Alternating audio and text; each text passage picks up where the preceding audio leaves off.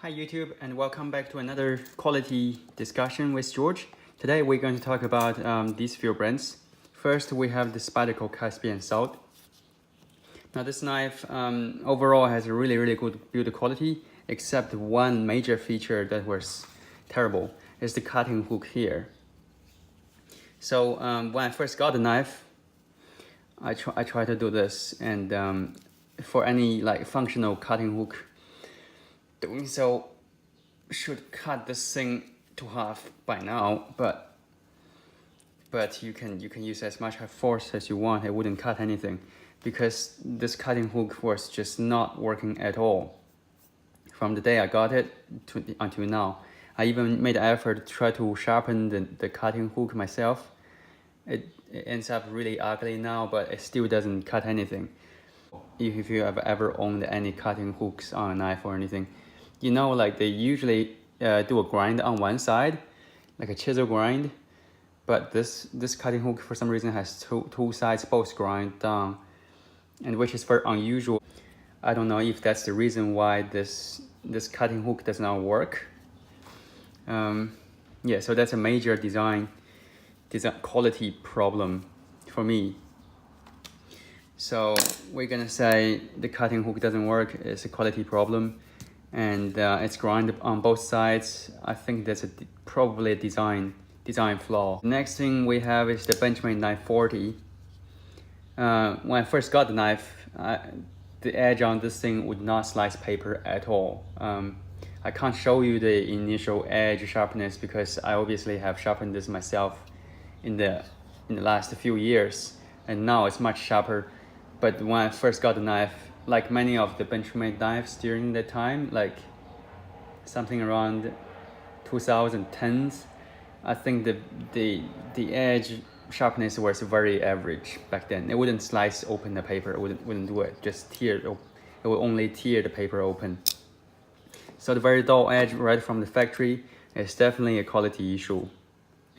Back in when I first got the knife, I couldn't actually open the knife very fast like that. I had to adjust the pivot screw a little bit so I could get the very smooth opening that I needed.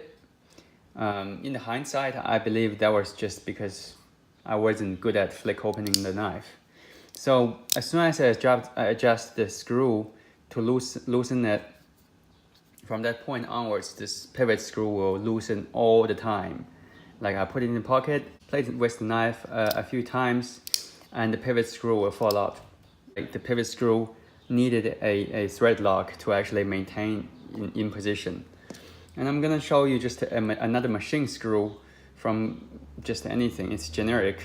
And look at the number of threads on these two screws. The Benchmade pivot screw is very big distance thread.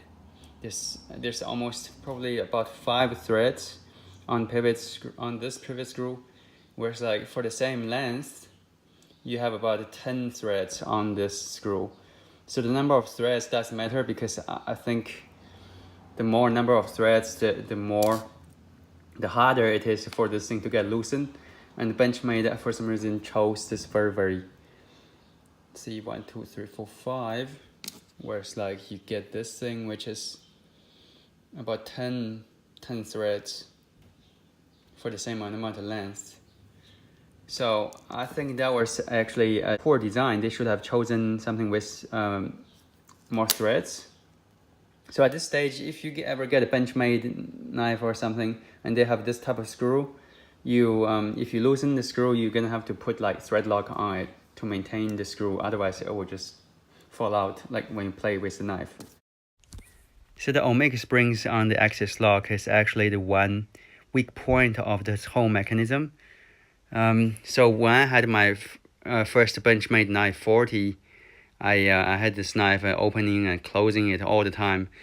After about a year, one of the springs broke into half, and I had to get Benchmade to send me the replacement springs, which they kindly did so very fast, within about 2 weeks or so. But I think if you lived in the United States, they will actually ask you to send it back. I don't know why, but I live in overseas, so they send me the springs. But I think the springs could be improved somehow, like just to make the springs thicker and probably with titanium alloy so that the springs don't break in its lifetime. So in my opinion, that's a I'll say design choice. The spring on these things don't actually break very easy. So I don't think it's a design flaw. Next up, we have the Gerber Applegate Fairbairn Combat Folder. If you look at the back spacer here, you can see it's not even, and on this side it's more flash, and the other side is just raised up so much more, maybe 0.5 millimeter extra. See, it's not flash. So this is not a quality issue. This is just fit and finish. And the other thing is that the blade was quite dull when I got the knife. And the blade now is like I've sharpened it myself a little bit, so it's going to do a little bit better. So obviously I can't demonstrate to you the how dull the blade was when I got the knife first, but it was quite dull. It wouldn't slice paper like in a very consistent manner. So in my opinion, that was kind of a, I'll still say it's a fit and finish issue, because this knife, if you look at it, is actually a tactical knife in terms of purpose. So sharpness was not a priority. And obviously with the sharpness of these things, even just at like an average decent sharpness, it will be able to do the job, because it's more like a dagger style knife. So I would say it's a fit and finish issue.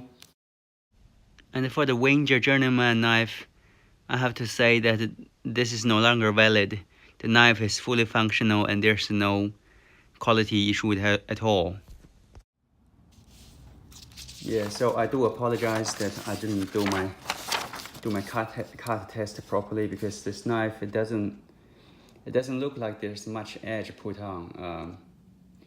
And initially I just tested with my finger. It didn't really feel like it's that sharp either, but it actually cuts paper reasonably well for this kind of knife. So I apologize, that was my mistake.